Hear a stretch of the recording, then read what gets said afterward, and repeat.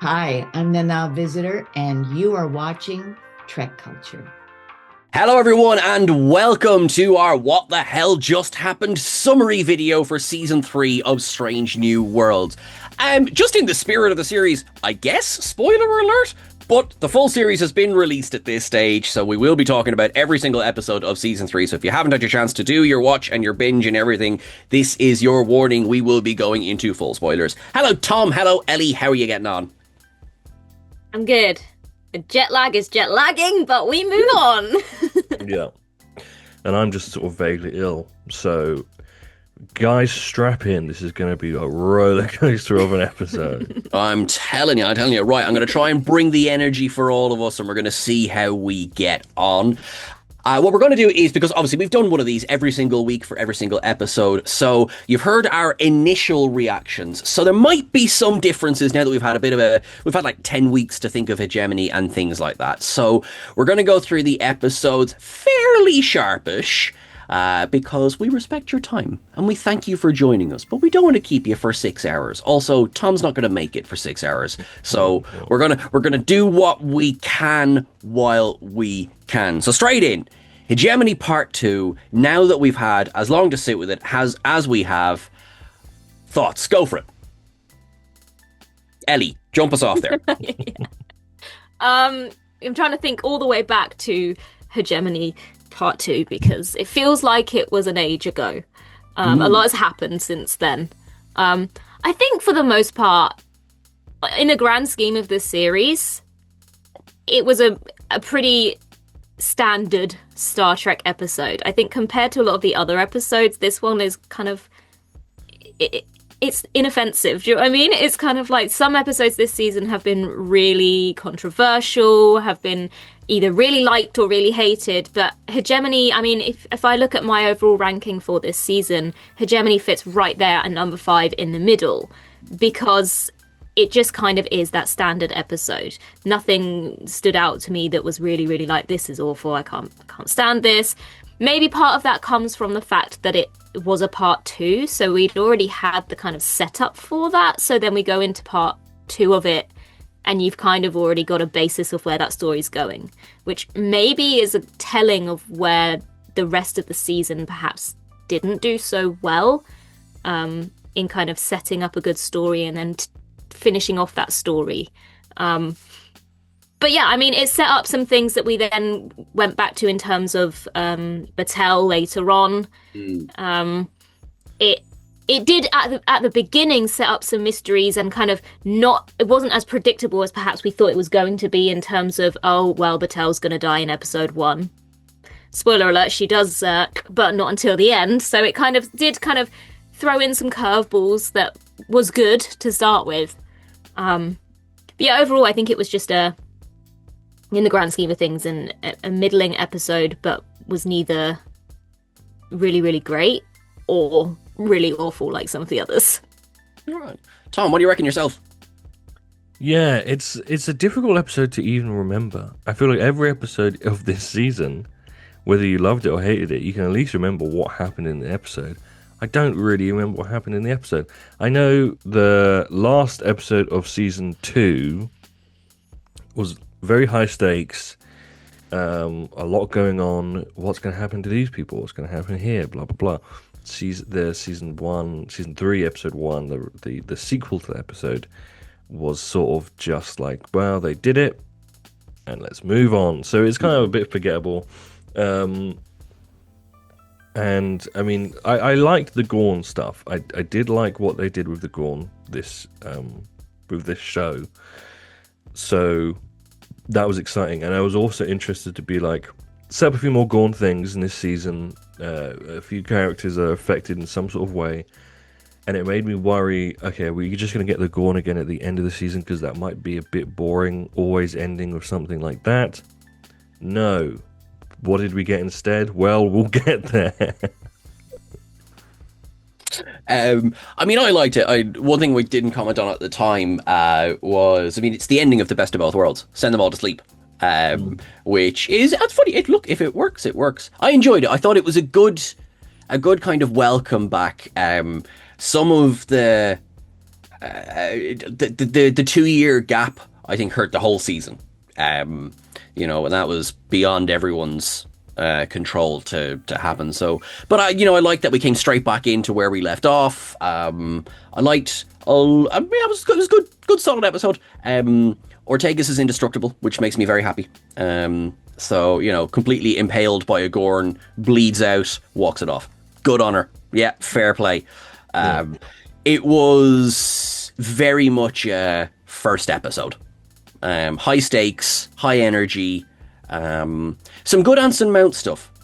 In a season that didn't have an awful lot of good Anson Mount stuff.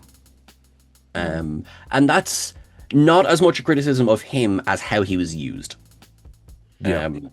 I think we've spoken a bit about it, how his sort of version of Pike has become a bit muddled in this season. And I said how there was lots of episodes where I preferred him as a different sort of character, rather than just sort of the usual Pike that we get. And yeah, it's just, a season of confusion.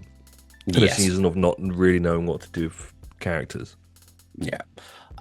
Going into Wedding Bell Blues, this was the last time I enjoyed Spock and Chapel together. Yeah. And I'm going to jump to the start for this one myself. I really enjoyed Wedding Bell Blues. I thought it was good fun. I enjoyed Killian O'Sullivan as Corby. I really enjoyed Rhys Darby as, I think we can say it now, Trelane. And Q Jr. and John Delancey's in there as well. And it was just a good, fun episode, pretty much self-contained. I'd almost take out the end stinger with Ortegas. I think it was that change in tone right at literally the last shot of the episode. It was, I get why they included it, to let us know that there is going to be ongoing, trauma that she's going to feel toward Gorn, and they sort of bring it back a little bit in Shuttle to Kenfor. But overall, I thought it was good. Obviously, those absolute yokes that were served in the bar, which that's not Guinness, don't be silly. And it was great then that the Adosian was hired to be the bartender on the Enterprise for all those subsequent episodes.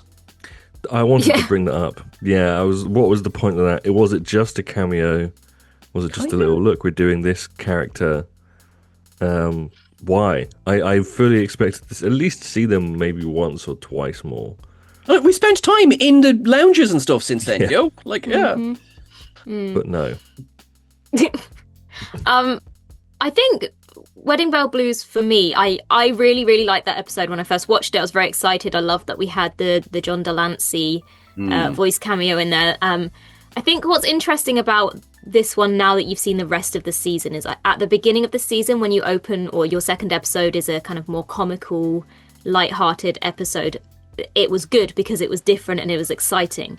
When you then get to the end of the season and you've had episodes like 4.5 Vulcans and you've had A Space Adventure Hour, it then becomes like, if Wedding Bell Blues had not been in episode 2 and had perhaps been episode 7 or episode 8 and those other episodes that had come before it, would I still feel the same way about it, or would I have got that fatigue and it's just lucky that this was the episode that came first? I don't know, because I actually did really enjoy the episode, and all those things that you said, Sean, are reasons why I enjoyed the episode. And I'm not against having light-hearted episodes. I mean, we'll maybe get to it further in the discussion, but I think it's no secret that predominantly the episodes that people enjoyed more are the more serious episodes, which is not to say that the comical episodes aren't good as well. I like to have a little kind of breather in between some of the more serious tones of a season. But yeah, it would be interesting if this hadn't been episode 2 and had perhaps come later, whether we'd have the same view on it or whether it was just fortunate in its position in the season. Yeah, I've thought about that a bit. I think I'm still going with it would have been enjoyable. It might have been a little bit more like, okay, here we go again, because we've had so many. Luckily, it was at the beginning. I still think, Rhys Darby's performance and everything sort of carries the episode. Because it is a silly episode, but they happen to have a few aspects in it that made it interesting. Okay, you've got Rhys Darby. You've got Killian coming in as Corby. Corby. Sorry, Doctor. there's a town called Corby not that far from me, so I can't imagine it as a real name for a person. I think of it as Corby. So there's aspects of the episode that keep you interested. Corby gets turned into a dog. That's funny. But yes, I think if it was later in the season, we would have been a bit more tired of these types of episodes. I've seen, again, people do not like this episode online. People find it similar to other episodes that we have feelings to, like silly, annoying, pointless. People don't like what they did with Trelane. So it's definitely already this show is this season is quite divisive from pretty much the get-go, which I think is interesting because that never really goes away. Agreed. Episode 3 then, Shuttle to Kenfor. I enjoy me a good zombie film, so I had a bit of fun with this episode. The Una Ortega stuff is the most interesting part of the episode. Babs Olusomakon is great. I don't like that they confirmed what happened behind his murder wall. And that hasn't changed. I don't think, even sitting with it for a bit of time now, I think it was too soon. Because even though it was 2 years in real time, it was something like 4 episodes in between this and the Butcher of Jagal.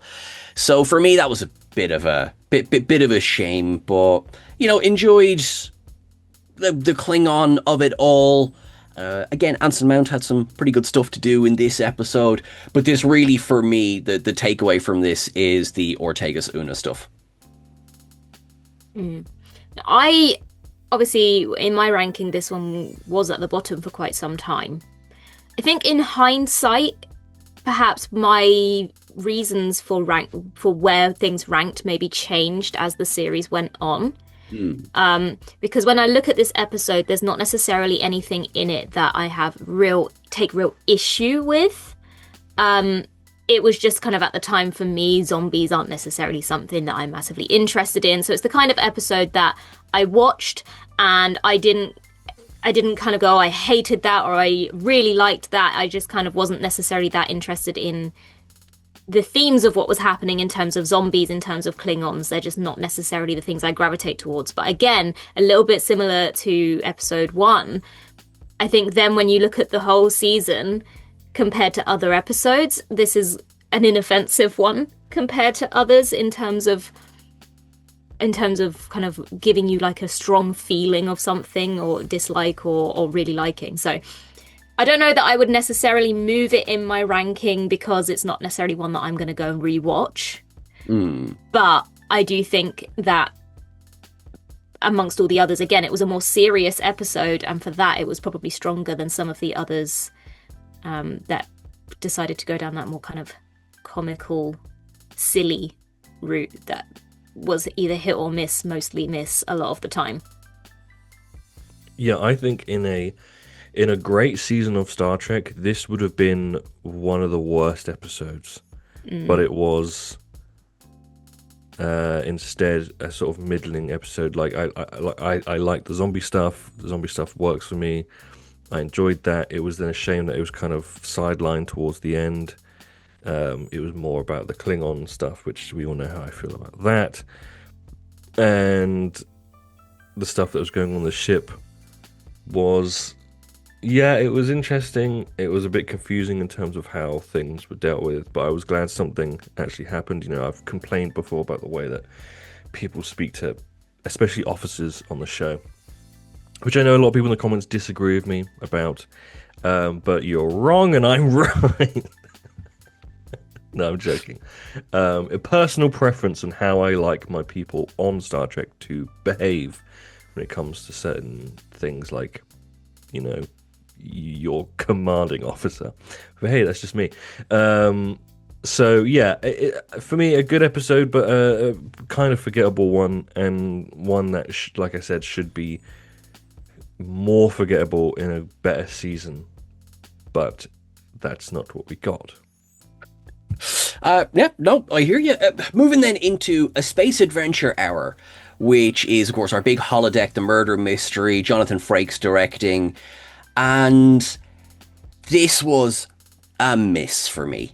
I think it had such promise. I think it relied way too heavily on the elbow in the ribs, going, huh, huh, we're funny, aren't we? And which was a shame to me. Now I can put that aside and then go like, right, there's bits I loved, like Sally Rose Gooding, probably one of the strongest elements of the episode to me.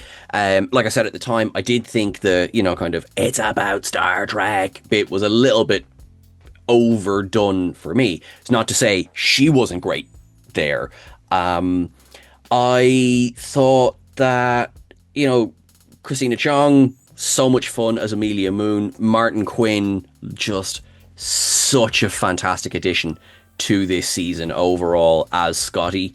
And Paul Wesley, love or hate what Maxwell Saint did in the episode, Paul Wesley committed. I will absolutely give the man props for that. Also, one of my favorite quotes from the season is, "We need our brain cells for many science reasons." Yeah, this is an episode where I'm going to stick to my initial thoughts on it, because I think this was the first time the three of us sat down and had kind of very differing opinions on an episode. And while we did have our discussion and all the points that you guys made, I did kind of go, yeah, actually, yeah, I can see that. I do understand that. I also found it an episode that I enjoyed, because I maybe didn't look at it in as much detail or in as much depth as perhaps you did. And on a surface level, for me, it was enjoyable. I enjoyed seeing the actors playing different characters, playing these kind of caricature characters, these over-the-top characters. I like... Don't get me wrong, I like to pick apart episodes and I like to look at those deeper level things, but I also like to just sit and enjoy an episode. And for me, this is one that I sat down and kind of was like, it made me laugh in moments. The biggest thing for me that I really didn't enjoy from this episode was the ending. It was the whole Spock-La'an situation. That for me was my biggest down of the episode. But overall, the fact that it was a bit of kind of more lighthearted fun, it gave the actors a chance to play something different. It gave us a chance to explore a holodeck situation that didn't interfere necessarily with the lore of the show, that did give those characters an opportunity to be in a different scenario like you would have seen in any other of the future Star Trek shows. For me, I did enjoy it, and I do agree with some of the points that you guys made for it, but I still feel like of a lot of the episodes on this list, I probably would rewatch that one. Yeah, my feelings have not changed in this episode. Don't worry, guys, we're getting to episodes I do like, but I think I went into this season expecting this to be my favorite and for this episode to be the favorite of the season. I think because of how season 2 was, we all had an assumption of what the show would be like. We will have a bunch of good episodes and then like a one that really sticks out. And I hated this episode with every fiber of my being, for reasons we have already discussed. I do want to say that you reminded me of something that I didn't speak about when we did our first reactions to it, which is there was elements of... So, I had some issues with the way they were making fun of more William Shatner, and I am okay with making fun of William Shatner. If anyone deserves to be made fun of, it is him, but it felt a bit too mean-spirited for me to enjoy. But there were some jokes like what you just mentioned that to me made fun of certain things in Star Trek that I think deserve to be made fun of, especially in shows like, it made me think of Discovery. Like, there's elements of Discovery I don't like, which is the whole yay science stuff. That never really worked for me, and it almost felt like they were making fun of that element in this show when they were like, we need those things for science reasons, etc. Like, it was just a bit like that basic like reasoning.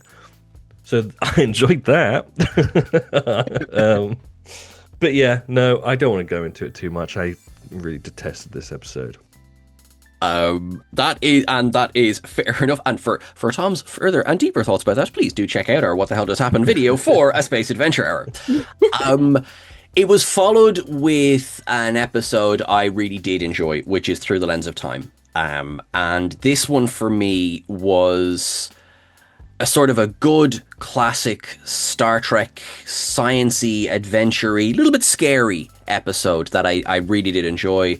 And particular shout out to Chris Myers as Gamble, who had been there for the season, but this was his kind of big episode.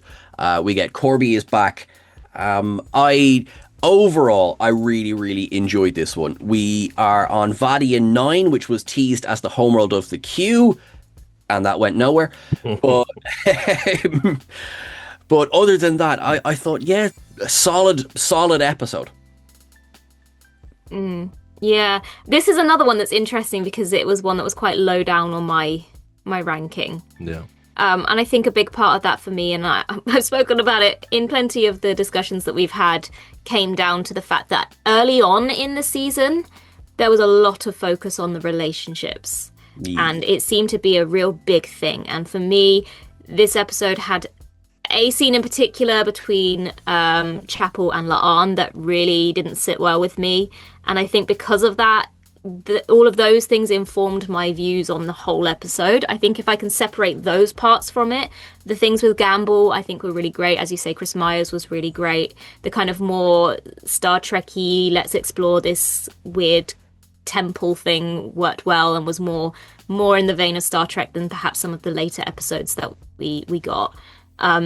But yeah, the relationship part for me, thankfully, that did start to die down kind of past this episode, and I was really grateful for that. But it then does beg the question of why there was so much focus on it in the first place. I mean, the Spock and La'an thing, there was so much on that in episode 4, in episode 5. Then towards the end of the season, it kind of felt a little bit like, why did you even bother doing that? What was the point of that? And it made me I got so irate about it in the first place because it seemed so pointless that they'd done it. But then they didn't really give any reason later on as to why they had done it. It kind of proved the point that it was just pointless. But in this episode in particular, I just found that there was a lot of pettiness going on between the characters that kind of didn't fit with the situation they were in. This is not the time or the place to be pitting each other against each other. It just, for me, that clouded the episode a little bit. But yeah, as I say, if I can separate the two, there were some really strong elements of the episode. That just kind of ruined it for me. My opinion is, I think they thought that people would love the relationship stuff. I think they thought that people would find it cute, and that they would be like, oh, we're shipping this couple now, we're shipping that couple now, and that this would be the sort of... I honestly think this is the stuff they thought would be taken really well. But no, we especially over here at TrekCulture Towers did not enjoy it, and yeah, it did kind of feel silly. And I'm wondering for the next season how they're going to play it, because obviously they've already filmed everything. But do we think it's going to be handled in a way that like matters? Is there going to be an episode where like Spock and La'an break up, or is it just going to fizzle out and everyone's going to pretend that none of that really happened anyway? I don't know what I'd prefer either. But yes, this episode in particular, I had similar issues to you with that kind of stuff, but I also enjoyed it a lot more than most of the episodes. I thought it was very streamlined in terms of the writing for it. It was, here is our sci-fi thing, let's work it out. And don't get me wrong, again, there was issues in terms of some of the writing and some of the way that it was like things felt forced for stuff to happen. But the actual episode, the premise, a lot of the scenes I enjoyed, and again, this felt like, okay, we're back on track. Like, give me an episodic series where each episode is a new sci-fi problem to work out. Like, that's what I'm here for. So enjoyed it. Also liked his eyes exploding. Good. Good. I mean, like that's what you want, really, is that at least everyone gets some popped eyes at some point. And yeah, and obviously introducing the Vesda, and we have that scene with Batel. I wonder if that will become important. Followed by, I think, what is one of, for me, the strongest episodes of the season, which is the Salat Its Tale. And this one is, the more I sit with it, probably the better it gets. It is the backdoor pilot for Star Trek Year One. So if that series ever gets greenlit, this will be probably like the, do you remember when? That kind of pilot episode. It's a good one for Paul Wesley. So, you know, obviously this is pretty much Kirk's episode. You had the whole thing with the ship that thankfully turned out not to be the Doomsday Machine, because that would have annoyed me. And the scavenger ship, you had the flipping TARDIS was in there as well. Woohoo! It was just a really solid kind of thriller of an episode. You had your original series crew all together on the Farragut. You had that sort of gut punch of an ending as well, which I thought was pretty well handled. And you had that great scene between Pike and Kirk, kind of discussing the pressures of command. I thought this was a good, strong story that if there was to be a Star Trek Year One, I would like this kind of level of story. Yeah, I agree. This was one of the strongest episodes this season. As I was watching this season, I remember watching this episode and being like, right, I found my new favorite episode. Like after the first 5 episodes, I was kind of like, yeah, they were all okay, but this is the one there was no question about it. This is it. This is so much better.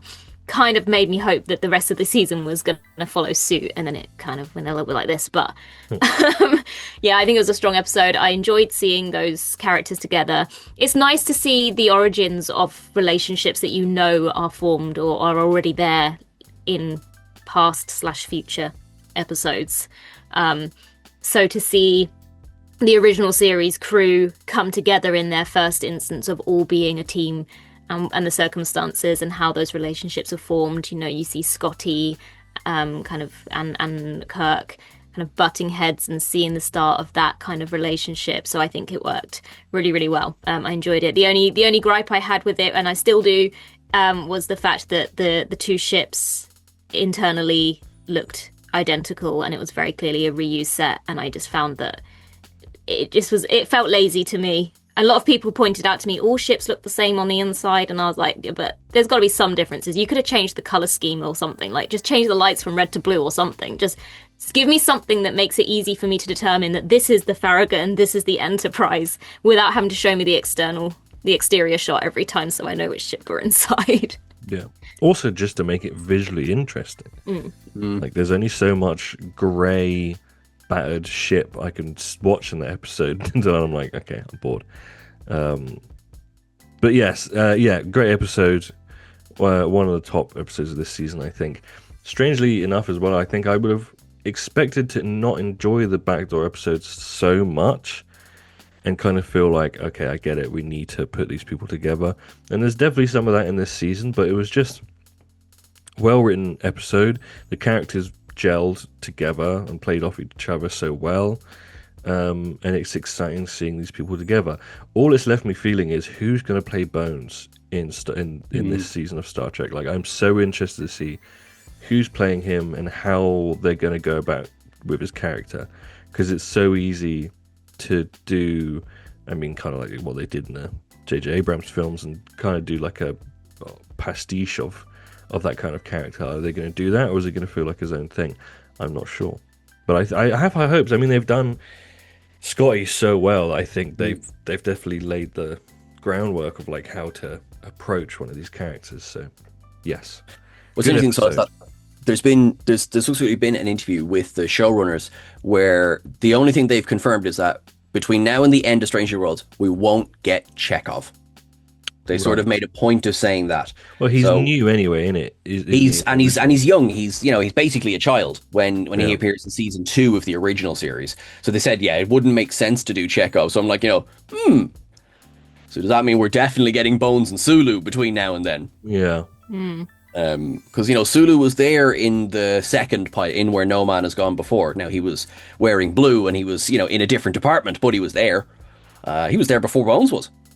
Yeah. Technically, well, airing-wise, Bones was there first. But Yeah, I find it interesting that in the original series, aside from Spock and Kirk, it's Bones and Kirk who have this really close relationship. And yet, so far, we've seen Kirk meet most of the other characters and start forming friendships with most of the other characters, bar the one he seems to be the closest with when you get to the original series. So it would be interesting to see that origin story and why that's such a close relationship, even though he's maybe the last person to meet Kirk. Unless they do something like where they sort of, by the time we meet Bones, they already know each other. Yeah, maybe, it's my old pal Bones. Or maybe they do a mind meld where they become best friends. Oh, we'll get there. Okay, what is Starfleet? I did not care for this episode. My opinion has not tempered in time. Obviously I've gone into a lot of detail about it. I thought it was, unfortunately, it advertised itself as a documentary. It did not come across very well. Pike did not come across very well. Starfleet did not come across very well, which I've no problem with, by the way. I do not have an issue with presenting Starfleet as not this paragon of greatness. I've no problem with that at all. But I thought the episode didn't really know what it was trying to do. It was really hurt by the shortened runtime. Not that I want this particular episode to be longer, but it was too brief, like to try and land some of the arguments it was trying to make. And Ellie, I know obviously we disagreed on the Jinkaru. I thought it was like, Star Trek. You took a serious shortcut there for, oh no, I can't help it. It's like, yeah, you're doing that because you got 4 minutes left in the episode. So like, this was, it's a weapon, ergo it dies. Things. It for me, it did not work, and it was more about how the documentarian, if we can call him that, was coming to an understanding of what Starfleet actually stood for, except by the end of it, we've no idea what Starfleet actually stands for. And if I submitted this as a documentary, I would be failed. I think this is going to be one of those episodes that forever people are going to have to agree to disagree on, because I don't think anyone's ever going to fully agree. That there's just so many sides to this episode. I will agree that for me, when I watched the episode, because of the format of it, I found it a little bit dull in areas because I was bored of the talking heads. That element of it, it was a different structure to an episode, and I wasn't quite as enthralled by the whole, I want action and drama, and because of the nature of the documentary style, it didn't have as much of that. But in terms of whether it was a good documentary or not, that didn't bother me. I wasn't looking at it to be a good documentary. That wasn't an issue for me. Sorry, there's a fly in this room and it's driving me crazy. Go away. That's a little drone. We're filming a little documentary about you. Yeah, that didn't bother me at all. To me, I took it as this is a student who's made a documentary. It's not supposed to be a perfect documentary. That it wasn't something that ruined the episode for me in any way. And in terms of the creature and the way it was treated and the outcome of that situation, I think we, again, read it in very different ways. I saw this episode as an examination on making the difficult decisions, being a voice for a creature that doesn't have a voice for itself or who's trying to communicate its wishes, and making that hard decision to put it out of its misery. I think that was my reading of it. My reading of it hasn't changed. I don't think this was a bad episode. There are elements of it that I maybe wasn't as drawn in by, such as the style of the episode. But in terms of the messages of the episode and anything like that, I think this is one that we will agree to disagree on. Or you could all just agree with me and live happily ever after. Wouldn't it be a wonderful world? Comment section ? What is Starfleet? So obviously I've said a lot about this episode, and primarily I think it is doo-doo feces, but I think the title of this episode should be changed from What is Starfleet to Manipulation, because that is kind of what I feel most of this episode is. I think it's a documentarian who is trying to manipulate people around him and making his version of events. I think the show itself is manipulating the audience in trying to feel certain things, especially towards the end. I don't think anything worked. Nothing, in my opinion, nothing was deserved in this episode. It was a lot of Star Trek tropes thrown together in a boiling pot of messy journalism, and that is just not what I want to be watching on a Saturday night. Can you tell that I'm tired and ill? My brain is not working. But I hated this episode. What's next? Thankfully, 4.5 Vulcans. It's one of those episodes that has been, I think, rightfully lambasted. It was a massive miss. And the more time I spend with it, sort of the worse it gets. The thing I keep reminding myself is that I don't think there was any ill intent in the writing. I genuinely don't think there was ill intent in the writing. I think they got swallowed up with the joke. And that was the most important thing. And if the joke wasn't, as it turns out, as harmful as it was, I would say I would get that. You know, it's like, okay, we're going to do a send-up of classic Star Trek characters, the Vulcans. We're going to really dial it up to 110%. But we just had, the previous week, Spock revealing he had self-harmed to cut the human half out of himself because he was made to feel so bad on Vulcan. And the very next episode, we had Vulcans confirming, you are less than, you are half, you are not as good. It was just an awful message to send to particularly biracial people. There has been a very transphobic reading of it as well. It is the only episode where a writer of the show has actually come out and said, we hear you. We hear the criticisms. All I can say is that we are listening. We are trying to do better. I do believe that, as I say, I do not believe there was ill intent. I think it was ignorance. And that does count for something as long as something is done with that. You know what I mean? Like, you can't just say, sorry, we didn't know, and then do another thing later on. Then, okay, no, I wouldn't feel nearly as kind of... But no, this episode just an absolute miss for me. So it's kind of, the more I think on it, even the bits that I did giggle at, like the Patton Oswalt bits, I did giggle at. The post-credit scene, I did giggle at. It's sort of just, it's probably not an episode that's going to slip back into my rewatch list. Rewatch by choice, I should say, because we rewatch all the episodes for TrekCulture. Yeah, I don't know. I think for me, like you say, the joke just went on a bit too long. I think that was my takeaway from it, because I think there were elements of it that I was like, oh, this is funny. I like what they've done there. And then it just dragged on a little bit too long, I think.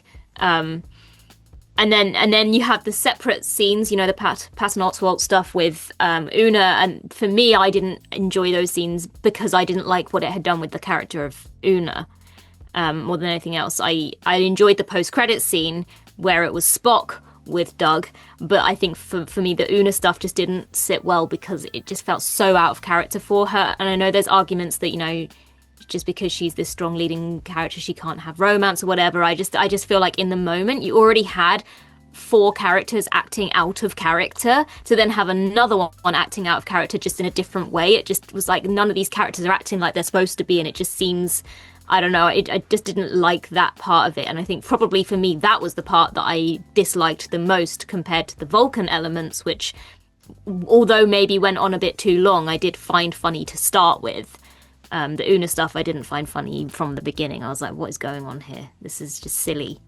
But there were parts of it that, considering how much I disliked the Spock and La'an situation, I did kind of like the way he helped bring her out of the Vulcan Romulan-ness. It was a bit weird that there was a dance break in the middle of the episode, but I enjoyed that connection that the characters have. I just wish that it hadn't been made into a romantic connection as opposed to just this strong connection between two characters who relate to each other in certain ways. Yeah, I think perhaps maybe of my ranking, this episode maybe would shift down a little bit in hindsight. But yeah, overall, it just went on a bit too long. The joke was dragged on too long for me. Yeah, I think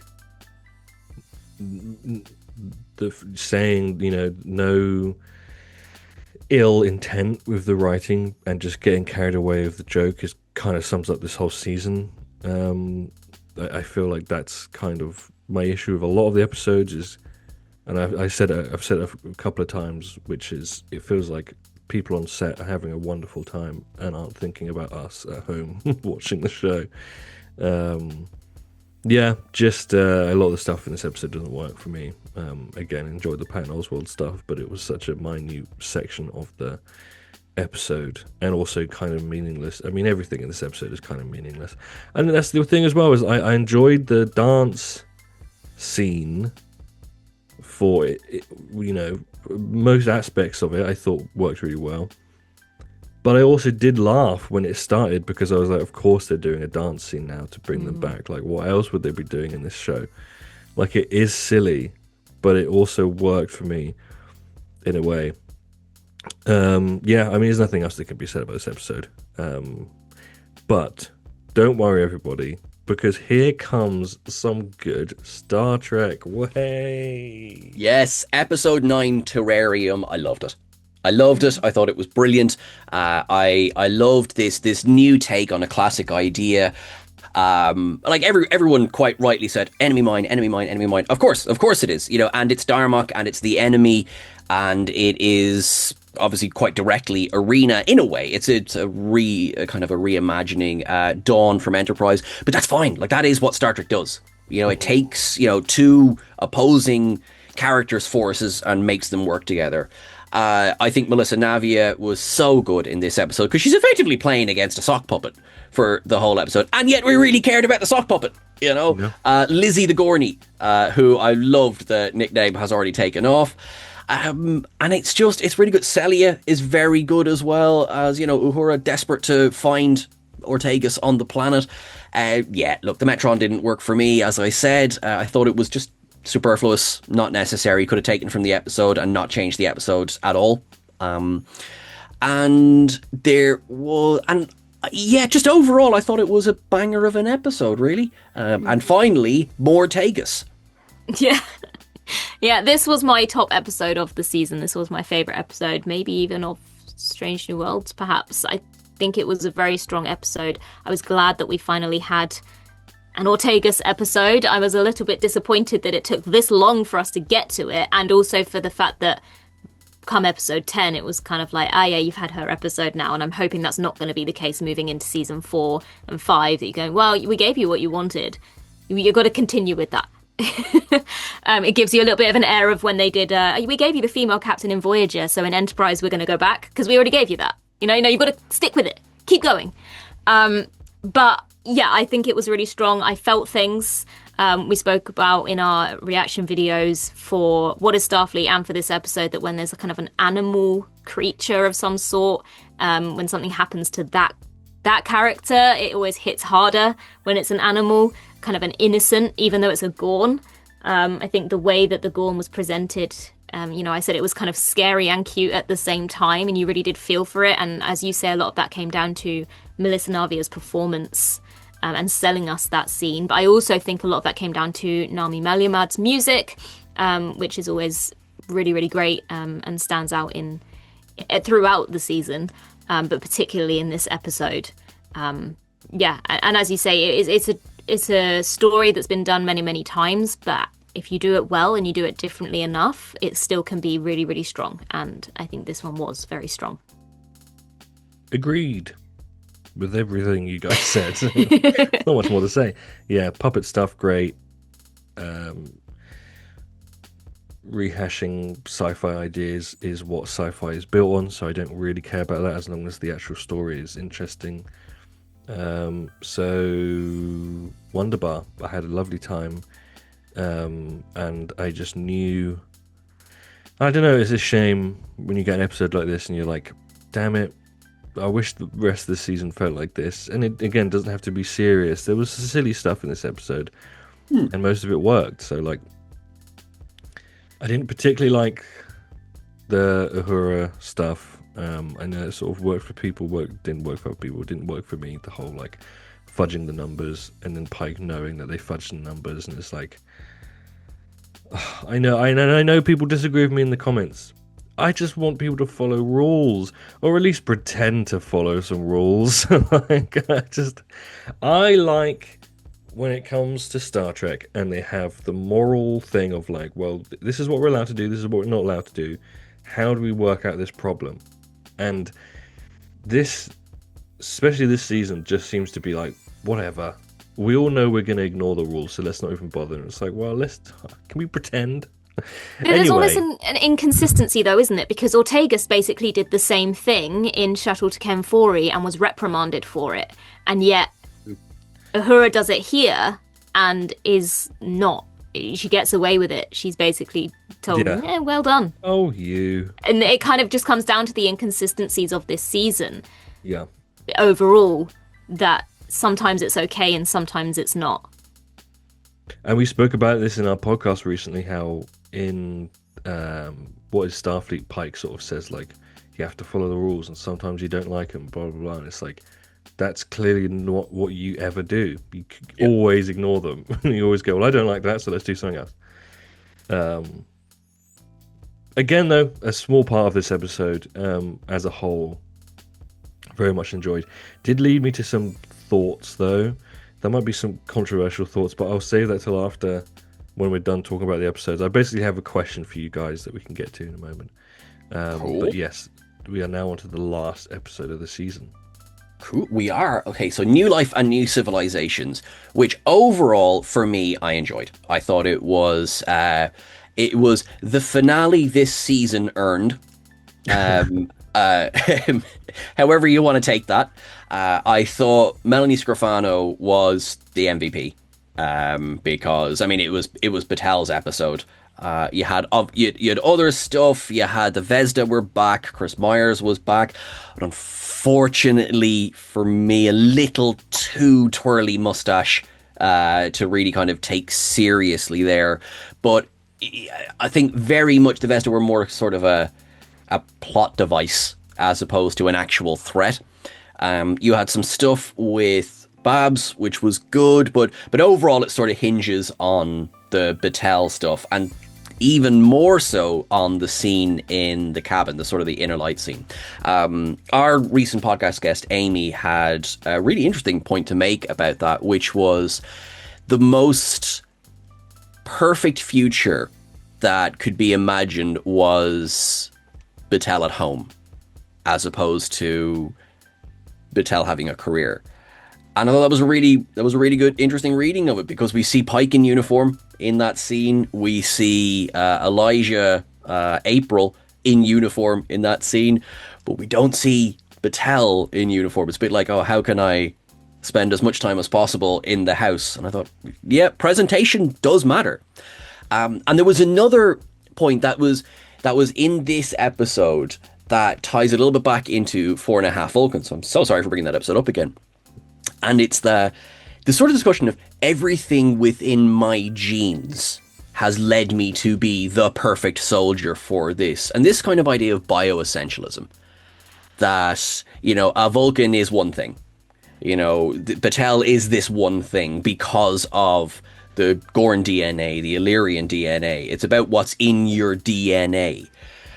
And I thought it's a mixed message, you know. And I think, again, like I say, this was the finale this season earned. I think it didn't really know what it was trying to say. It knew where it wanted to get to.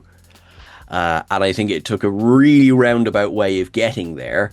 And still, we got some fantastic acting. Like, I enjoyed the inner light scene. I thought, particularly Melanie was brilliant. I thought Anson was very good in that scene. The ending was sort of a downbeat but not sad ending of the season either, but it wasn't a cliffhanger, which I'm very happy about. Yeah, this one didn't sit well with me. This one just didn't land well with me. This is the most recent episode, and it's probably the one I remember the least about, which probably says a lot about it. I think my opinion hasn't really changed. As good as the performance was, Battelle just wasn't a character I was massively invested in. So to spend an entire finale focusing on this character who had spent the majority of the season just being Pike's girlfriend, for whether that's, again, that's in the writing, there wasn't much for her to do. I just wasn't that invested in her character. So for me, it just didn't really land. I wasn't like, woo, this is great, or anything like that. I didn't dislike the Inner Light scene. I felt that it went on for a little bit too long, and then made the kind of the ending of the episode, the resolution of the episode, felt rushed, because so much time was spent on this kind of, what was it called in the podcast, flash sideways. I just felt as though, the ending of the episode, suffered because so much time was spent on this alternate future, which I don't feel shouldn't have been there. I think it should have been in there. I just think there was too much of it. And I will say that in hindsight, listening to Amy's reading of that particular scene, I think it is important to point that out. I think absolutely some women want to strive towards motherhood and being a wife, and that's absolutely valid and is absolutely okay, but it's also okay not to want that. But I think to show a character who we've seen in previous episodes who has been very outwardly spoken about wanting to get back to work and not wanting to be stuck on the ship and wanting to get back to being a captain and having this promotion and being very excited about it, to then be shown in this perfect future back at home and never really much acknowledgement of her career. I think, as you say, just a little thing by showing her in uniform would have been good there. But overall, my takeaway from that scene is not necessarily the content of the scene, but just the length of the scene. Yeah, it's an episode that it was a very middling episode for me. I happened to enjoy that section of it. It really worked for me emotionally, but I can see if that stuff didn't work for you, or if it was too drawn out, or if you had issues with it, it's probably not going to be a very interesting episode overall. And again, I think it's another case of there wasn't bad intent while writing that scene. They just weren't thinking about it. They weren't thinking, hold on, this character that we've made throughout the entire of this season want to go back to work, and how work is important to her, and how there's multiple facets to her other than just being Pike's girlfriend. We've kind of reduced her to this one thing, which again, I don't think was their point. I think they were trying to look at it through Pike's eyes, and they were looking at the relationship that they could have had if certain things didn't happen. But doing that reduced it to something very simple, which was kind of not as blah blah blah, what we just all said. And yes, it did feel like a bad Doctor episode, and yes, Battelle did become Rose Tyler at the end, and killed all the Daleks with her TARDIS powers. But it was okay. It was, like you said, I was glad it wasn't a two-parter or a cliffhanger. I wanted a final to the season. I personally felt they kind of rushed through the emotional impact of everything towards the end, so it kind of just fell a bit flat. But there was stuff in this episode that I liked enough in terms of the emotional side of it that made it not a complete wet fart. But I want to ask you guys quickly, just because it's on my mind, in terms of this season, who is a standout? You can only choose one. Who is a standout performance or character from this season of Strange New Worlds, and who is a character that you feel like has been let down the most, or isn't your favorite, or is sort of you're confused why they are portrayed in this certain way? Martin Quinn, standout, Scotty. And then on the flip side of that, what was the point of Pelia? Yeah. Because at first I felt like, it's going to be great to see the relationship between these two characters and to show maybe a mentor for Scotty. what we ended up getting was either a Pelia episode or a Scotty episode, and the rare occasion where they might be together. But I think Pelia is a character who I was quite excited to see, and at first found to be funny and quirky, and then very quickly became, why? You're kind of bringing the quirk in the scenes that it doesn't feel quite like it's necessary or appropriate. And it did feel like they kind of got to a point where they brought Scotty in, and then Pelia was kind of irrelevant, but they kept just popping her in just for the sake of it, because they want Carol Kane to be in it. And that was a bit disappointing for me. But I definitely feel that Martin Quinn was the standout this season. He was brilliant in every single episode. Yeah, I would say probably similar with Martin Quinn. Really enjoyed him this season. I thought they used him very well. I thought he himself is great at portraying this early version of Scotty. For me, Chapel was... I didn't like how she was used this season. She had some great moments. In fact, in Space Adventure Hour, I liked her take on Majel Barrett. But overall, she didn't really get to do much more than be a foil for other people, which I thought was a disservice to her character, because Jess Bush is brilliant, and please give her more to do all the time. But the Chapel from season 1 and season 2 just wasn't here this season. Agreed. Yeah, I mean, again with Scotty, easy to say, but he is a standout, and you want to see where he goes every episode with, you know, his relationship with people, how he's dealing with things. Like you're drawn to him.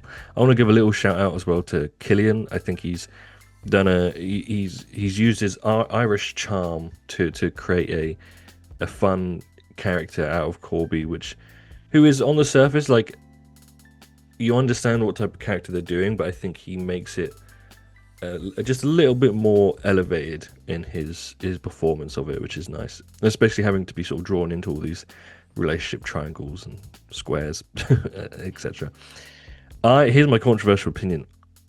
I agree with everything you've said about those two characters. For me, it's Ortegas. I like the actor. I like the actor. I think Ortegas is kind of a non-character, and we've always wanted an episode for Ortegas, but I think it's because we wanted Ortegas to have something to do and to have something more than just, I'm Ortegas and I fly the ship. And I know that's kind of like a tongue-in-cheek thing for her to say, but I think that is all she really is in this show. I think they did we had the Terrarium episode where Ortegas had a lot more to do. But still, it didn't bring anything more for me to be like, this is now a rounded character. She is very a one-note type of character, and I think they should have. She should have been a different type of person. She's kind of come onto the show as like, I'm the best pilot in the world, and I know exactly what I'm doing. And obviously, she had some hiccups and stuff with this season with the Gorn stuff, which I also felt kind of didn't go anywhere. And they made it out to be quite a big thing with her, but she was fine. She got a bit angry, and then she was okay. I don't really see the point of that whole stuff, that arc. But I think she would have been a more interesting character as more of a younger, fresher-faced type person. Yes, she could still be a good pilot, but she's learning things. The way that she performs this character is very sort of doe-eyed, like just happy to be here and is having a good time. And I think if you used a character like that, and maybe similar to Gamble, where you're sort of overly excited, you're overly maybe confident in parts and maybe other parts where you're very much more subdued because you're nervous, and I think that would have just brought a different kind of character to the show and a different kind of character to the bridge. Instead, we have, hello, I'm Ortegas and I fly the ship. I just think they need to do something more, or it's going to be a very forgettable character, which I feel bad saying, but that's how I feel. And your feelings are valid. Thank you. One of the things that I hope this series has shown is that we here at TrekCulture do not always agree on the same order of things. We don't always agree, what did we like, what did we not like? And that's absolutely fine. If we don't like something, it doesn't mean it's bad. It just means that we had our issues with it. And that's what this has been about.